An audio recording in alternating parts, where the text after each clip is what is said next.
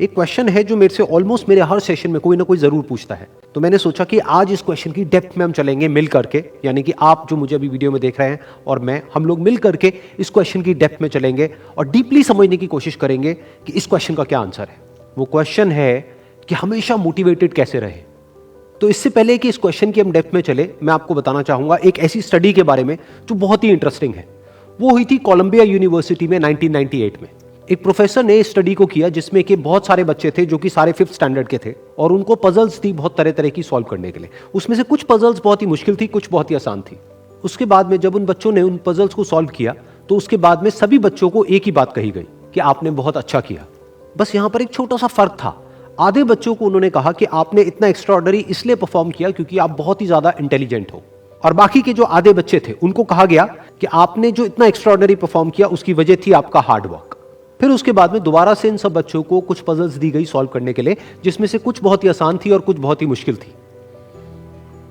अब यहां पर कुछ बहुत इंटरेस्टिंग निकल करके आया जो किसी ने एक्सपेक्ट भी नहीं किया था। वो बच्चे जिनको कहा गया था कि आप बहुत इंटेलिजेंट हो, बहुत स्मार्ट हो, उनको जब वो पजल्स मिली तो उन्होंने क्या किया, जो मुश्किल पजल्स थी उसको छोड़ दिया, आसान पजल्स के ऊपर काम करना शुरू किया और उसमें भी कुछ देर बाद ही वो बच्चे बोर हो गए। दूसरी तरफ से वो बच्चे जिनको कहा गया था कि आपने इतना एक्स्ट्राऑर्डिनरी परफॉर्म इसलिए किया क्योंकि आपने हार्डवर्क किया, उन्होंने सिर्फ आसान पजल्स को अटेम्प्ट नहीं किया बल्कि मुश्किल से मुश्किल पजल्स को भी अटेम्प्ट किया और सॉल्व किया। फिर उसके बाद में जब ये पूरी स्टडी कंप्लीट हुई तो उन बच्चों से पूछा गया कि किसको ज्यादा मजा आया इसको करने में। तो वो बच्चे जिनको कहा गया था कि आप बहुत इंटेलिजेंट हो, उनको मजा नहीं आया, यानी कि वो मोटिवेटेड नहीं थे। और वो बच्चे जिनको कहा गया था कि जो भी आपने किया वो अपने हार्डवर्क की वजह से किया, उन्होंने ना सिर्फ अच्छा परफॉर्म किया बल्कि वो एंड तक मोटिवेटेड भी थे और उनको मजा भी आया। अब ये स्टडी जिसके बारे में मैंने अभी आप लोगों को बताया, ये इतनी इंटरेस्टिंग इसलिए है क्योंकि ये जिस तरीके से हम सोचते हैं हमारे थॉट पैटर्न को चैलेंज करती है। हम क्या सोचते हैं कि अगर हम पेरेंट्स हैं या हम टीचर्स हैं और अपने बच्चों को हम बोलेंगे कि आप बहुत इंटेलिजेंट हो, आप बहुत स्मार्ट हो, तो वो अच्छा परफॉर्म करेंगे। लेकिन इस स्टडी में एग्जैक्ट उसका ऑपोजिट निकल करके आया है। तो इस स्टडी में जो फैक्ट्स रिवील हुए उसको समझने के लिए हमको एक कॉन्सेप्ट को समझना पड़ेगा, जिस कॉन्सेप्ट को कहा जाता है लोकस ऑफ कंट्रोल। हुआ क्या कि जिन बच्चों को कहा गया कि आप बहुत ही स्मार्ट हो, बहुत ही इंटेलिजेंट हो, उनका जो लोकस ऑफ कंट्रोल था वो उनके अंदर नहीं था, उनके बाहर था। लोकस का मतलब है सेंटर ऑफ कंट्रोल, मतलब कि अगर वो स्मार्ट है, अगर वो इंटेलिजेंट है तो इसमें उनका खुद का कोई रोल नहीं है, वो उनके कंट्रोल से बाहर है। दूसरी तरफ से जिन बच्चों को कहा गया कि जो भी आपने अचीव किया वो अपने हार्डवर्क की वजह से अचीव किया, उनका जो लोकस ऑफ कंट्रोल था वो उनके अंदर था, यानी कि हार्डवर्क पूरी तरह से उनके खुद के हाथ में था कि अब उनके ऊपर है कि वो कितना हार्डवर्क करते हैं। और ये सिर्फ इस स्टडी में निकल करके नहीं आया है, इस तरह की और भी बहुत सारी स्टडीज हुई हैं, बहुत सारी रिसर्चेस हुई हैं जहां पर एग्जैक्ट यही चीज निकल करके आई है कि अगर हम खुद को हमेशा मोटिवेटेड रखना चाहते हैं तो उसका सिर्फ एक तरीका है कि जो कंट्रोल है वो पूरी तरह से हमारे अपने हाथ में होना चाहिए। तो अब समझने की कोशिश करते हैं कि ऐसा क्या होता है कि जो कंट्रोल है वो हमारे हाथ से चला जाता है, और ऐसा क्या होता है जब कंट्रोल हमारे हाथ में आ जाता है।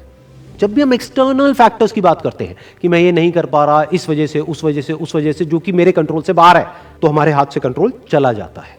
लेकिन जब हम बात करते हैं कि हम एग्जैक्टली क्या कर सकते हैं, जब हम अपनी कैपेबिलिटीज के बारे में बात करते हैं, तब कंट्रोल पूरी तरह से हमारे हाथ में आ जाता है। जब हमारा फोकस उन रीजंस पे नहीं होता है जिनकी वजह से हम वो नहीं कर सकते हैं जो हम करना चाहते हैं, बल्कि उस जगह पर होता है कि जिस वजह से हम वो कर सकते हैं जो हम करना चाहते हैं, तब हम अंदर से मोटिवेटेड होते हैं। फॉर एग्जाम्पल, आप जिस भी फील्ड में हो उस फील्ड में कुछ लोग हैं जो टॉप पे बैठे हैं। आपके पास में दो ऑप्शंस है। एक, आप बोल सकते हो कि वो लोग, उनके अंदर कुछ स्पेशल है, उनके अंदर कुछ एक्स्ट्राऑर्डिनरी है, उनके अंदर कोई ऐसा टैलेंट है जो आपके अंदर नहीं है, या फिर उनकी किस्मत है जिसकी वजह से वो वहां पर बैठे हैं, या फिर उनके पास में कुछ था, किसी का सपोर्ट था जिस वजह से वो वहां पर है। अगर इसमें से ऐसा आपने कुछ भी बोला तो आप फंस गए। अब आप मोटिवेटेड नहीं रह सकते उस काम को करने के लिए जो आप काम कर रहे हो, क्योंकि अब कंट्रोल आपके हाथ से बाहर है। क्योंकि अब अगर आपके पास में वो है ही नहीं जो उनके पास में है, तो अब आप वो कैसे बन सकते हो जो कि वो बन चुके हैं। लेकिन अगर आप ये बोलते हो कि जिस भी फील्ड में आप हो उस फील्ड में जो भी टॉप पे बैठे हैं वो वहां पर है अपने हार्डवर्क की वजह से, अपने स्मार्ट वर्क की वजह से, या जो कुछ भी उन्होंने किया, जो कुछ भी उन्होंने सीखा उसकी वजह से, तो अगर वो कर सकते हैं तो मैं भी कर सकता हूं। उन्होंने भी मेरी ही तरह एक ना एक दिन कहीं ना कहीं से शुरुआत करी थी, जहां से कि आज मैं शुरुआत कर रहा हूं। तो मुझ में और उनमें अगर कोई फर्क है तो वो सिर्फ एक है, वो है टाइम का, कि आने वाले 10 साल बाद या 20 साल बाद मैं भी उन्हीं की जगह पर हो सकता हूं या उनसे भी आगे हो सकता हूं जहां पर आज वो है। तो अब कंट्रोल पूरी तरह से आपके हाथ में है।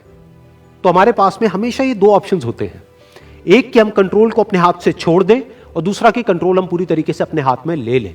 एक के कंट्रोल हमारा बाहर हो, एक है कंट्रोल हमारा अंदर हो। तो इस बात को हमेशा याद रखना कि आपका कंट्रोल कहीं बाहर नहीं होना चाहिए, आपके अपने ही अंदर होना चाहिए। Wish you all the very best. Thank you so much.